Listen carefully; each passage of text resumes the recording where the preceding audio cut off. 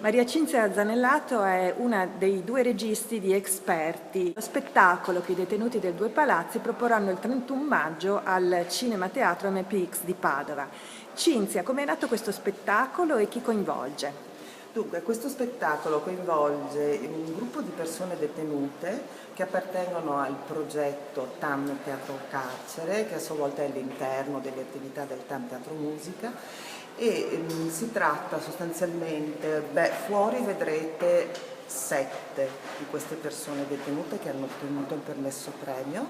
e il gruppo invece originario è di 11 persone. Il tema che trattiamo è una relazione per un'accademia, nel senso che siamo partiti da quel testo per poi considerarlo come un pretesto, nel senso che le suggestioni che sono arrivate hanno permesso alle persone detenute di rielaborare e di far risuonare in modo profondo le parole di Kafka. Nel gruppo di lavoro